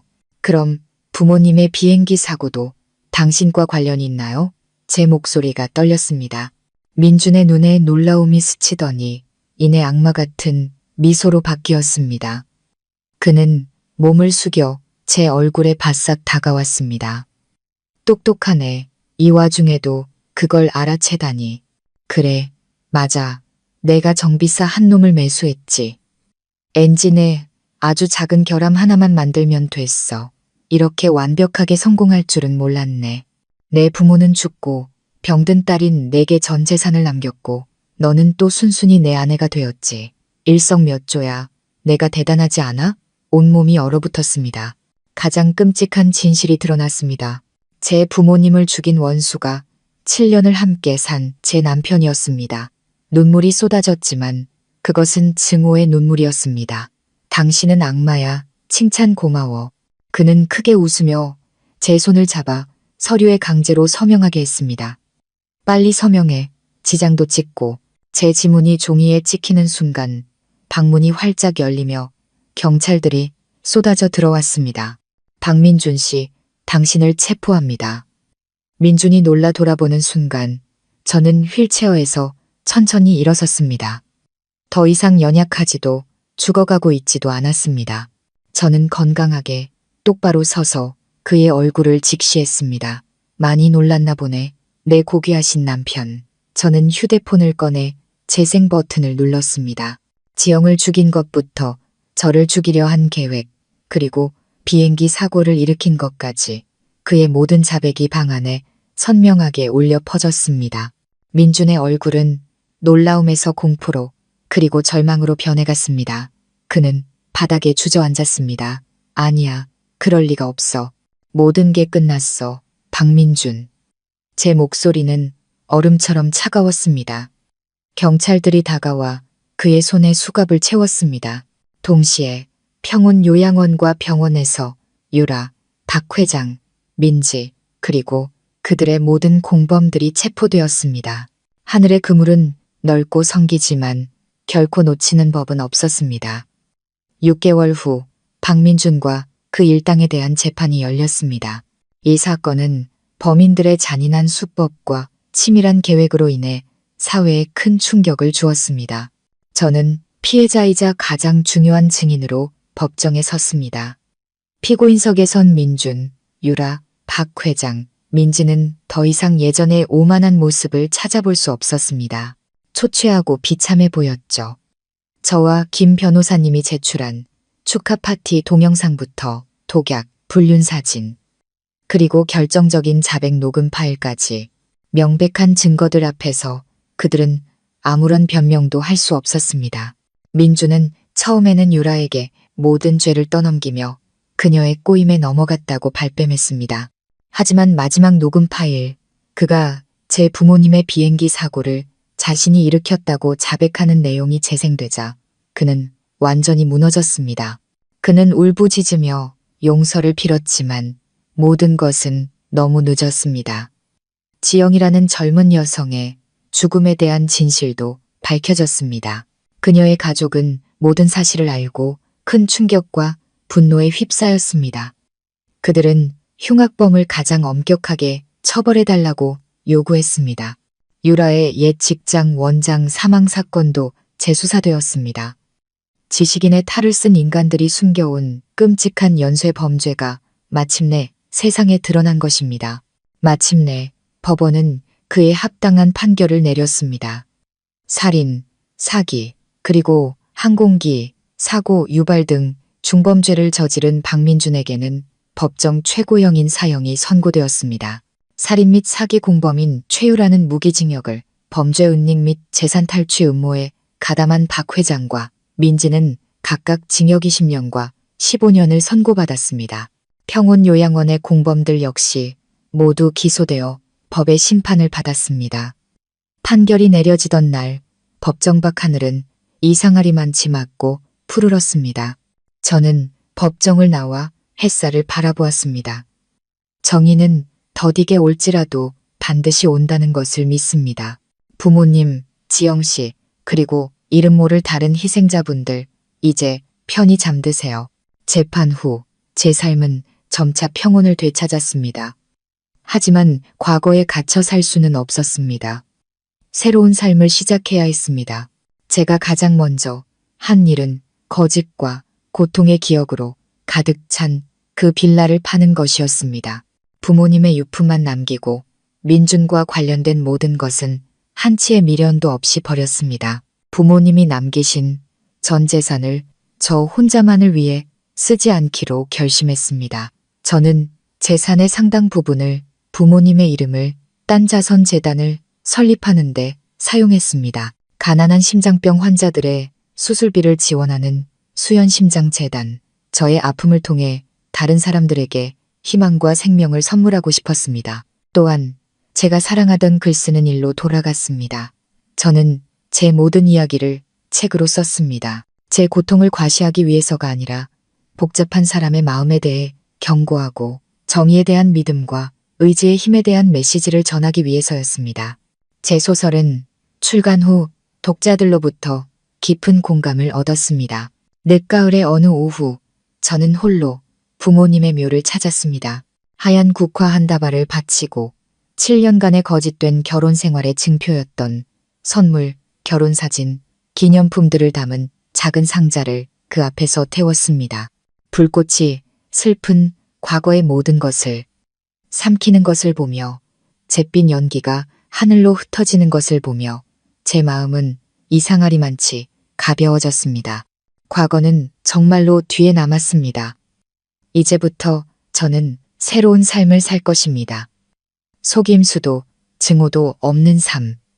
자유롭고 강하며 의미 있는 삶을.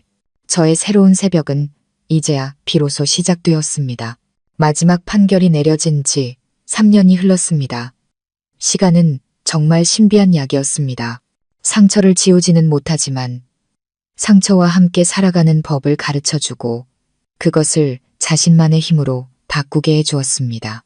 제가 그토록 바라던 새로운 새벽은 이제 평온하고 찬란한 일상이 되었습니다. 오늘은 특별한 날, 수연심장 재단 설립 3주년 기념일입니다. 저는 거창한 행사 대신 부겐빌레아 꽃이 만발한 작은 정원 카페에서 소박하고 따뜻한 모임을 가졌습니다. 소중한 친구들과 특히 재단의 도움을 받은 가족들이 저의 손님이었습니다. 한때 약한 심장을 가졌던 아이들이 이제 푸른 잔디밭을 뛰어노는 모습을 바라보았습니다. 아이들의 맑은 웃음소리는 제가 들어본 가장 아름다운 음악이었습니다. 한 젊은 엄마가 어린 딸을 안고 제게 다가와 눈시울을 붉혔습니다. 서연 씨와 재단이 아니었다면 우리 아이가 어떻게 됐을지 평생 이 은혜 잊지 않을게요. 저는 그녀의 손을 잡고 온화하게 미소 지었습니다. 그런 말씀 마세요. 아이들이 건강한 모습을 보는 게 제게 가장 큰 행복인걸요. 이건 저희 부모님의 뜻이기도 하고요. 미나와 김 변호사님도 함께였습니다. 이제 유능한 과장이 된 미나는 여전히 장난기 가득한 모습이었죠. 우리 이사장님, 요즘 얼굴이 활짝 피셨네. 신작 소설도 또 베스트셀러 예약이지? 저는 웃음을 터뜨렸습니다. 놀리지 마. 내가 목격한 아름다운 이야기들을 기록하고 싶을 뿐이야. 머리에 흰머리가 몇 가닥 늘어난 김 변호사님은 아버지처럼 따뜻한 눈빛으로 저를 바라보셨습니다. 지금 서연 양을 보니 내 마음이 다 놓이는군요. 하늘에 계신 두 분께서도 분명 자랑스러워하며 미소 짓고 계실 겁니다. 순간 저는 잠시 말을 잃었습니다. 저는 1년여 전 사형이 집행된 민준을 생각했습니다. 저는 그 자리에 가지 않았고 더 이상 어떤 소식도 듣고 싶지 않았습니다. 저에게 그 사람은 창문 밖에서 끔찍한 진실을 엿들은 그날 밤 이미 죽은 사람이었습니다. 제 마음 속에는 더 이상 증오가 없었습니다. 탐욕과 악행으로 스스로를 파멸시킨 한 인간에 대한 공허함과 연민만이 남았을 뿐 모임은 노을이 하늘을 따뜻한 주황빛으로 물들일 때 끝났습니다. 모두가 돌아가고 저 혼자 남았습니다. 저는 홀로 앉아 국화차를 한 모금 마셨습니다. 수술과 인생의 폭풍을 겪은 제 심장은 이제 규칙적이고 강하게 뛰고 있었습니다. 그것은 저 혼자만의 생명을 위해 뛰는 것이 아니라 수많은 사람들의 기쁨과 희망과 함께 뛰고 있었습니다. 저는 깨달았습니다. 행복이란 과거를 잊는 것이 아니라 과거와 마주하고 그 아픔 속에서 의미를 찾아내는 것이라는 것을. 저의 결혼은 비극적인 연극이었지만 그것은 제게 사람의 마음에 대해, 강인함에 대해, 그리고 진정한 사랑의 가치에 대해 값비싼 교훈을 가르쳐 주었습니다. 부드러운 바람이 불어와 꽃향기를 실어 날랐습니다. 저는 고개를 들어 맑은 공기를 깊이 들이마셨습니다. 인생은 여전히 길고 아름다운 날들이 앞에 펼쳐져 있었습니다. 제 마음속 꽃들은 이제야 비로소 만개하기 시작했습니다. 때로는 현실이 드라마보다 더 무서울 때가 있습니다. 오늘 이야기에 공감하셨다면 좋아요와 구독을 눌러주시고 알림 설정을 통해 가족 이야기의 다음 사연도 놓치지 마세요. 여러분의 응원이 더 좋은 이야기를 만드는 가장 큰 힘이 됩니다. 감사합니다. 다음에 또 뵙겠습니다.